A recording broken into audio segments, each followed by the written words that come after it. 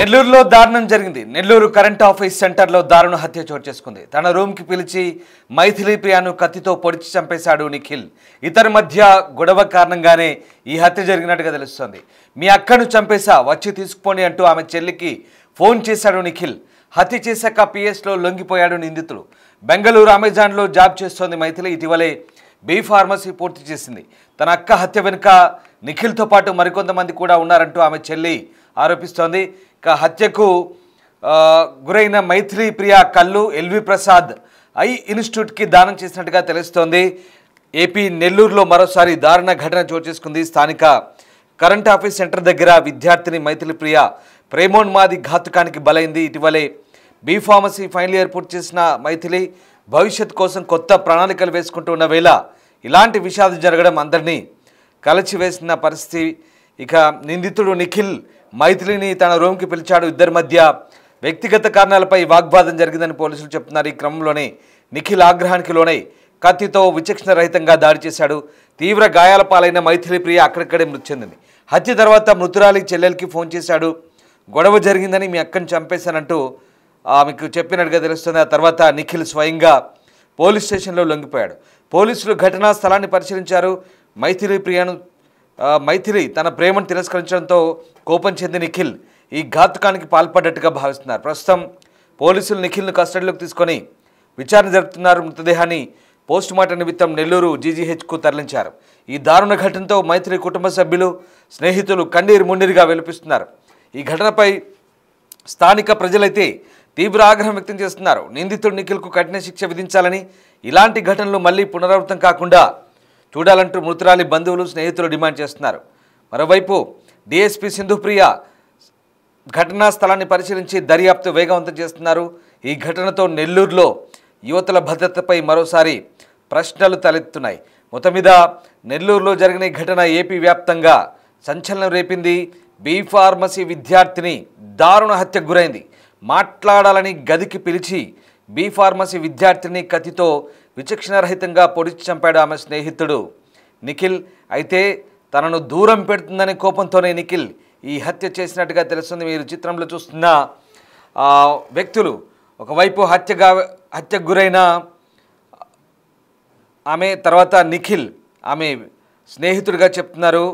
ఆ యువతి, హత్య గావించబడ్డ యువతిని ఒక్కసారి ఆ పిక్చర్లో చూడొచ్చు. మరోవైపు నిఖిల్ ఆమెను హత్య చేసిన వ్యక్తి, ఇద్దరు కూడా మనకు ఫ్రేమ్ మీద కనిపిస్తున్నారు. ఒక్కసారిగా మైథిలి ప్రియను మాట్లాడదామని రూమ్కి పిలిచి మాట పెరిగి తర్వాత కోపంతో విచక్షణరహితంగా ఆమెని పొడిచి చంపినట్టుగా తెలుస్తోంది. నెల్లూరు కరెంట్ ఆఫీస్ సెంటర్లో అతని గదిలోనే ఈ ఘటన జరిగింది. మాట్లాడదామని అతని గదికి పిలిపించాడు మైథిలి ప్రియను. ఇక హత్య తర్వాత నిందితుడు దుర్గామిట్ట పోలీస్ స్టేషన్లో లొంగిపోయినట్టుగా తెలుస్తోంది. నిఖిల్ మైథిలి ప్రియతో స్నేహంగా ఉండేవాడని తెలుస్తున్నారు. దీంతో అతను పిలవడంతో ఆమె రూమ్కి వెళ్ళింది. ఆ లోపల ఏం జరిగిందో కానీ కాసేపటి తర్వాత మైథిలిని ఇష్టం వచ్చినట్టుగా విచక్షణరహితంగా పొడిచి చంపాడు. గది నుంచి పెద్ద ఎత్తున అరుపులు, కేకలు వినిపించడంతో స్థానికులు పోలీసులకు సమాచారం ఇచ్చారు. పోలీసులు వచ్చేటప్పటికీ ఆమె చనిపోయింది. నిఖిల్ను అదుపులోకి తీసుకొని పోలీసులు మైథిలి ప్రియ మృతదేహాన్ని మాత్రం మార్చురీకి తరలించారు. హత్యకు ముఖ్య కారణం ప్రేమోన్మాదమేనని పోలీసులు అంటున్నారు. నిఖిల్ ప్రేమ వ్యక్తం చేసినప్పుడు మైథిలి ప్రియ తిరస్కరించడంతో అతని ఆగ్రహం పెరిగి ఈ దారుణ హత్యకు దారితీస్తున్నట్టుగా అనుమానిస్తున్నారు. ఇద్దరు కొంతకాలంగా స్నేహితులుగా ఉండారని, కానీ నిఖిల్ దాన్ని ప్రేమ అనుకొని భావిస్తున్నట్టుగా చివరికి ప్రేమను తిరస్కరించడంతో కోపంతో హత్య చేసినట్లుగా అనుమానిస్తున్నారు. మైథిలి ప్రియ మొదటి నుంచి కూడా నిఖిల్తో దూరంగా ఉండాలని కోరుకుంటున్నట్టుగా ఆమె కుటుంబ సభ్యులు చెప్తున్నారు. ఇక ఈ నేపథ్యంలో మైథిలి ప్రియ తల్లిదండ్రులు, బంధువులు కన్నీరు మున్నీరవుతున్నారు. కాలేజీ రోజుల్లో ప్రేమలో తిరస్కారానికి గురైనప్పుడు ఇలాంటి హింసాత్మక ఘటనలు పాల్పడడం ఇటీవలి కాలంలో పెరుగుతోంది. ముఖ్యంగా సినిమాలు, ఓటీటీల ప్రభావంతో ఇలా హత్యలు చేస్తున్నారనే అభిప్రాయం కూడా వ్యక్తం అవుతుంది.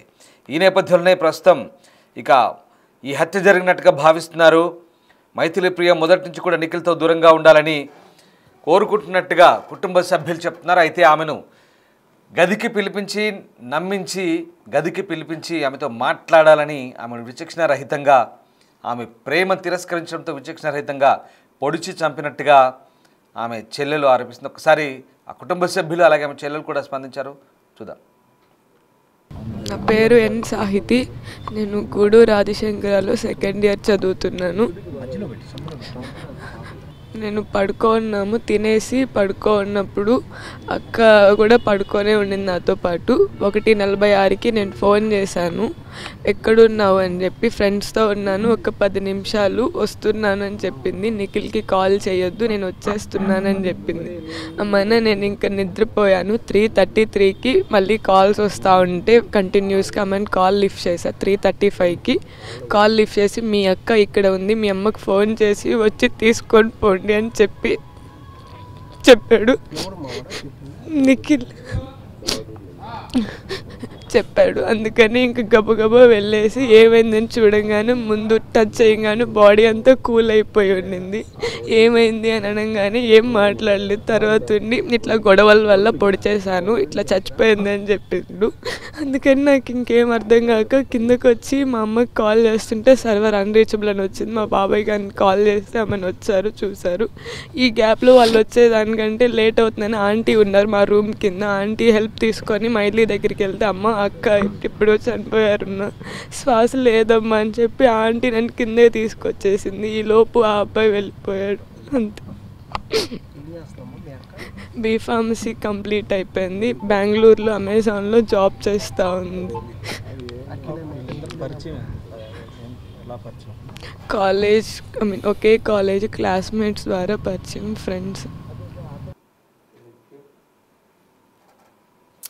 ఇక తన ప్రేమను నిరాకరించిందన్న కారణంతోనే ఆగ్రహంతో నిఖిల్ ఆమెపై విచక్షణ రహితంగా దాడి చేసి కత్తితో పొడి చంపినట్టుగా తెలుస్తుంది. మొత్తం మీద ఈ వ్యవహారం నెల్లూరులో సంచలనం రేపింది. కరెంట్ ఆఫీస్ ప్రాంతంలో ఈ ఘటన జరిగింది. నిఖిల్ తన రూమ్కే మైథిలి ప్రియాను పిలిపించుకొని విచక్షణ రహితంగా ఆమెను పొడిచి చంపినట్టుగా తెలుస్తోంది. అరుపులు కేకలు వినడంతో స్థానికులు పోలీసులకు సమాచారం ఇచ్చారు. అప్పటికే మైథిలి ప్రియ చనిపోయినట్టుగా గుర్తించారు. అయితే బంధువులు, ఆమె కుటుంబ సభ్యులు మాత్రం కన్నీరు మున్నీరుగా విలపిస్తున్న పరిస్థితి కనబడుతోంది. నిందితుని కఠినంగా శిక్షించాలంటూ డిమాండ్ చేస్తున్నారు. ఇటీవలి కాలంలో సినిమాలు, ఓటీటీల ప్రభావంతో ఇలాంటి ఘటనలు తరచూ జరుగుతున్నాయి. తాజాగా మరొక ప్రేమోన్మాది ఘటన నెల్లూరులో చోటు చేసుకుంది. రైట్, మా కొలీగ్ సురేంద్ర జైన్ అవుతున్నారు. సురేంద్ర, నెల్లూరులో జరిగిన ఈ ఘటన ప్రస్తుతం సంచలనంగా మారుతోంది. అసలు ఏం జరిగింది? ఆ కుటుంబ సభ్యులు ఏమంటున్నారు, బంధువులు ఏం చెప్తున్నారు? ప్రస్తుతం నిందితుడు పోలీస్ స్టేషన్లో లొంగిపోయినట్టుగా తెలుస్తోంది. సో మొత్తం వ్యవహారానికి సంబంధించి పోలీసులు ఏం చెప్తున్నారు?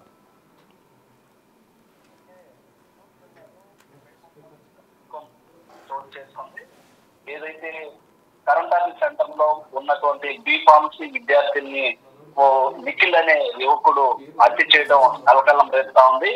ఈ యొక్క ఇటీవలే ఈ యొక్క మైథిలి ప్రియ బీఫార్మసీ ఫైనల్ ఇయర్ పూర్తి చేసుకొని నెల్లూరులో రూమ్ లో ఉండడం జరిగింది. నెల్లూరులో కూడా ఇటీవల కాలంలో బెంగళూరులో ఉద్యోగం చేస్తూ ఈ యొక్క యువతి మైథిలి ప్రియ సెప్టెంబర్ 6వ తేదీన తన పుట్టినరోజు కావడంతో నెల్లూరుకి రావడం జరిగింది. అయితే వచ్చినటువంటి క్రమంలో నిన్న రాత్రి మైథిలి ప్రియతో మాట్లాడాలని చెప్పి ఇటు నిఖిల్ రూమ్ కి పిలిపించుకోవడం జరిగింది. రూమ్ కి వెళ్ళిన వెంటనే అక్కడ కొద్దిసేపు వారి మధ్య మాటల వాగ్వాదం జరిగినట్లు కూడా తెలుస్తా ఉంది. అయితే రూమ్ లో వీరిద్దరి మధ్య జరిగినటువంటి ఘర్షణలో కత్తితో నిఖిల్ కత్తితో దాడి చేసి ఆమెను హతమార్చడం జరిగింది. అయితే హత్య చేసిన తర్వాత మృతురాలి చెల్లి సాహితికి ఫోన్ చేసి మా ఇద్దరి మధ్య గొడవ జరిగింది, అందుకే చంపేశానని చెప్పి కూడా వారి చెల్లెలు సాహితికి కూడా ఫోన్ చేసి నేరుగా నిఖిల్ చెప్పడం జరిగింది. దీంతో హుటాహుటిన సాహితి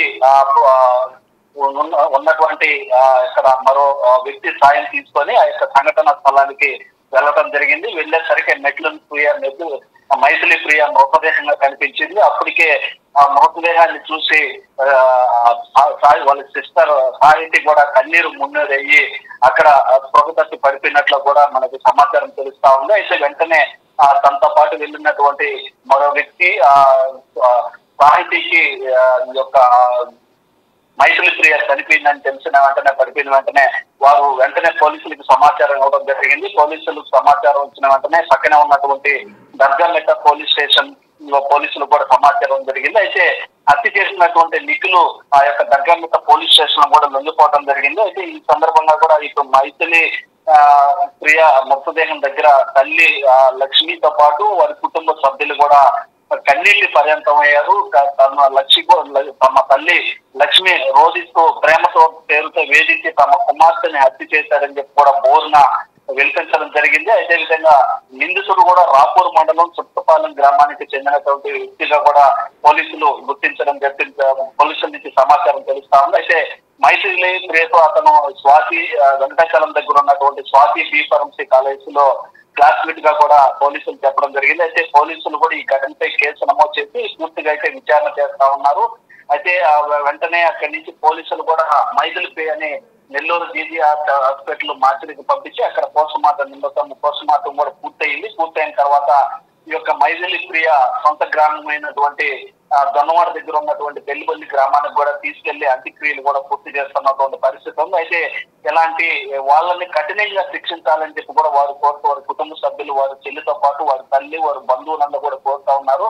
అయితే ఇదంతా కూడా అర్ధరాత్రి సమయంలో జరగడంతో ఆ యొక్క నేరుగా నిఖిల్ వాళ్ళ చెల్లికి ఫోన్ చేసి చెప్పడంతో విషయం బయటకు వచ్చింది. అప్పటికే మైథిలి ప్రియ ప్రాణాలు కోల్పోయి ఉండడం జరిగింది. మైథిలి ప్రియ ప్రాణాలు కోల్పోయినటువంటి చూసి నేరుగా సాయికి వాళ్ళ చెల్లెలు ఎవరైతే ఉన్నారో సాయికి చూసి కూడా జీర్ణించుకోలేకపోయింది. వెంటనే వాళ్ళ తల్లిదండ్రులకు కూడా సమాచారం ఇవ్వడం జరిగింది. దాంతో పాటు పోలీసులు కూడా సమాచారం ఇవ్వడంతో అప్పటికే మైథిలి ప్రియ ప్రాణాలు కోల్పోయిందని తెలుసుకున్నటువంటి వారు అక్కడ మార్చికి పంపించడం జరిగింది. పోస్ట్ మార్టం నిమిత్తం కూడా ఈ యొక్క అంత్యక్రియల్లో పోస్ట్ మార్టం పూర్తయిన తర్వాత ఈ యొక్క పోస్ట్ మార్టం రిపోర్ట్ రావడానికి కూడా వీరి మధ్య జరిగినటువంటి సంఘర్షణకు సంబంధించి మైథిలిని ఏమన్నా చేశాడా ఏంటన్నటువంటి విషయాలపైన కూడా పోస్ట్ మార్టం రిపోర్ట్ లో రావాల్సి ఉంది. అయితే పోస్ట్ మార్టం రిపోర్ట్ రావడానికి కూడా మరో 2 రోజులు పట్టే అవకాశం ఉందని కూడా అప్పుడు వైద్య అధికారులు కూడా చెప్తున్నారు. మరో పక్క ఇప్పటికే నిఖిల్ లొంగిపోయి ఉండడంతో నిఖిల్ పైన కూడా పలు సెక్షన్లలో కేసు పెట్టి ఆ యొక్క విచారణ కూడా చేస్తున్నట్లుగా తెలుస్తా ఉంది. అయితే అక్కడికి ఘటనా స్థలాన్ని కూడా డిఎస్పీ సింధు ప్రియ కూడా అక్కడికి చేరుకొని అదేవిధంగా దగ్గర పోలీస్ స్టేషన్ సిఐ పోలీసుల బృందం కూడా విచారణ చేసి అక్కడంతా కూడా పరిశీలించడం జరిగింది. ఇప్పుడు ఈ యొక్క కేసుకు సంబంధించి దర్యాప్తు కూడా చేస్తా ఉన్నారు. వీరి మధ్య ఎలాంటి ఘర్షణ జరిగింది, ఏ విధంగా మైథిలి ప్రియని హతమార్చారన్నటువంటి విషయాలపైన కూడా పోలీసులు తెలియజేపరచాల్సి ఉంది. అయితే ఇటు మొత్తం మీద కూడా ఈ యొక్క నెల్లూరు జిల్లాలో ప్రేమన్నది ఘాతకం చోటు చేసుకోవడం పైన కూడా ఈ కలకలం రేపడం పైన కూడా ఒక్కసారిగా నెల్లూరు జిల్లా వాసులంతా కూడా ఆశ్చర్యానికి గురైనటువంటి పరిస్థితి. ఇటువంటి ఘటనలో పునరావృతం కాకుండా పోలీసులు కూడా తగు చర్యలు తీసుకోవాలని ఇటువంటి వారిని కఠినంగా శిక్షించాలని చెప్పి కూడా వారు మరో పక్క కోరుతా ఉన్నారు. అయితే ఇటు మొత్తం మీద కూడా ఏదైతే మైథిలి ప్రియ ఇటీవల బీఫార్మసీ పూర్తి చేసుకొని బెంగళూరులో జాబ్ చేస్తున్నటువంటి క్రమంలో ఈ నెల 6వ తేదీన ఆమె బర్త్డే కావడంతో నెల్లూరుకి రావడం జరిగింది. అయితే నిన్న రాత్రి ఈ యొక్క నిఖిల్ రూమ్ కి పిలిపించుకొని హతమార్చడం పైన కూడా మొత్తం స్థానికులతో బంధువులతో పాటు స్థానికులంతా కూడా ఆగ్రహం వ్యక్తం చేస్తున్నటువంటి పరిస్థితి అయితే ఉంది.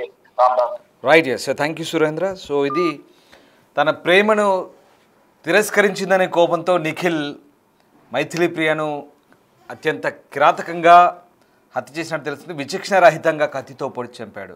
రూమ్కి పిలిపించాడు, అమ్మాయి రూమ్కి వెళ్ళింది. కేవలం ఇద్దరి మధ్య స్నేహం మాత్రమే, ప్రేమ లాంటిది ఏం లేదని చెప్పే ప్రయత్నం చేస్తుంది. కానీ అతని ప్రేమను తిరస్కరించినందుకు ఆమెను హతమార్చిన పరిస్థితి. ఇంకా ఇక్కడ సినిమాలు ఓటీటీల ప్రభావం, అప్పటికప్పుడే స్పాట్గా నిర్ణయాలు తీసుకుంటున్నారు. ఒకవేళ తనకు దక్కంది ఇతరులకు దక్కకూడదని ఒక పిచ్చి ఉన్మాదంతో వ్యవహరిస్తున్న తీరు చాలా కర్కశంగా కనిపిస్తోంది. ఇక్కడ కేవలం అబ్బాయి కాదు, అమ్మాయి కూడా ఇలాంటి ఘటనలు. మన యూపీలో కూడా తనని పెళ్లికి నిరాకరించాడని ఆమె సోదరుడితో కలిసి ఏకంగా పెళ్లికి నిరాకరించడాన్ని సోదరుడితో కలిసి చాలా కిరాతకంగా పిలిచి హతమార్చింది. ఇలాంటి ఘటనలు అంటే స్పాట్ డిసిషన్ తీసుకుంటున్నారు. ఇవన్నీ కూడా కేవలం సినిమాలు, ఓటీటీలు లేదా వెబ్ సిరీస్లు లేదా ఇన్స్టాగ్రామ్లు ఇట్లాంటివన్నీ చూసి సోషల్ మీడియా లేదా ఇవన్నీ ప్రభావం. అంటే ఇట్లాంటి వాటి అన్నిటికి కూడా ఈ మాధ్యమాలు తోడైతే దానికి తగ్గట్టుగా వీళ్ళ ఆలోచన విధానము, వాళ్ళు తల్లిదండ్రుల పెంపకం కూడా అన్నీ తోడవుతున్నాయి. ఒకసారి స్నేహం చేసే ముందు ఆలోచించండి, ఖచ్చితమైన అభిప్రాయంతో ఉండండి. ముందే లేనియస్ ఇచ్చి తర్వాత నో అన్న తర్వాత ఇది అమ్మాయి విషయంలోనే అబ్బాయి విషయంలోనే చాలా లోతుకు వెళ్ళి ఇది విపరీత పరిణామాలకు పర్యవసానాలకు దారితీసే అవకాశం ఉంది. కాబట్టి ఇది ఒక ఆలోచించాల్సిన విషయం. యూత్ కూడా ఈ విషయంలో ఖచ్చితంగా ఒక స్థిరమైన అభిప్రాయంతో ఉండండి. కేవలం స్నేహం అంటే స్నేహంగానే మెదలాలి. ఇతరత్ర అలుసు ఎవరికి మగ కానీ ఆడ కానీ ఆడ మగ కానీ ఇవ్వాల్సిన సందర్భం కాదు. ఇస్తే కనుక ఇదిగో ఇలాంటి అపార్థాలు చోటు చేసుకొని ఎవరికి వాళ్ళు ఒక ఒపీనియన్ బిల్డ్ చేసుకొని చివరికి ఇలాంటి పరిస్థితులకు దారితీసే అవకాశం ఉంది. ఈ ఘటనతో ఒకసారిగా నెల్లూరులో ఉలిక్కిపడ్డ పరిస్థితి. అమ్మాయిల అయితే ఈ నిందితులు లొంగిపోయినా దర్యాప్తు అయితే కొనసాగిస్తామంటూ పోలీసులు చెప్తున్నారు. సో అమ్మాయిల భద్రతకు సంబంధించి ప్రశ్నలు తలెత్తున్నాయని అన్నప్పుడు అమ్మాయి స్వయంగా అతని రూమ్కి వెళ్ళిన సందర్భంలో అక్కడ ఇంకా దానికి పూర్తి స్థాయిలో నిందితుడికి చేతిలో చిక్కిపోయింది కాబట్టి ఇక వాడు విచక్షణ రహితంగా పొడిచిపోయిన పరిస్థితి. సో దీంట్లో ఎవరిని బ్లేమ్ చేయాలనేది పక్కన పెడితే కనుక ఖచ్చితంగా కొంచెం జాగ్రత్తగా ఉండాల్సిన అవసరం ఉంది, అప్రమత్తంగా ఉండాల్సిన అవసరం ఉంది. ఎప్పుడైతే మనకు ఎదురు వ్యక్తి నుంచి థ్రెట్ ఉందని భావించిన సందర్భంలో కాస్త విచక్షణతో ఆలోచించి తెలివిగా ఆలోచిస్తే వ్యవహారాలు ఇంత దూరం రావనేది అభిప్రాయాలు వ్యక్తమవుతున్నాయి. సో మొత్తం మీద వాటెవర్ ఇక్కడ ఎవరి పక్షం ఎవరు కాదు. సో కానీ ఇట్లాంటి ఘటనలు జరిగినప్పుడు వాస్తవంగా సొసైటీలో చాలామంది భయపడుతుంటారు. సో ఇట్లాంటి ఘటనలు పునరావృతం కాకుండా ఉండాలంటే కాస్త జాగ్రత్తగా ఉండాల్సిన అవసరం ఉంది. మన వ్యవహార శైలిలో కూడా మార్పు రావాల్సిన అవసరం ఉంది. యువతలో అమ్మాయి కానీ అబ్బాయి కానీ పోలీసులు శాంతి భద్రతల విషయంలో ఎన్ని చర్యలు తీసుకున్నా ఇట్లాంటి వాటి విషయాల్లో ఇంకా అంటే వీటిని పునరావృతం కాకుండా చర్యలు తీసుకుంటున్నప్పటికీ కూడా ఇట్లాంటివి జరుగుతున్నాయి. మరి వీటిపై వాళ్ళు కూడా దృష్టి సారిస్తున్నారు. పూర్తి స్థాయిలో ఇలాంటివి జరగకుండా మళ్ళీ నెల్లూరులో చర్యలు తీసుకుంటామని పోలీసులు చెప్తున్నారు.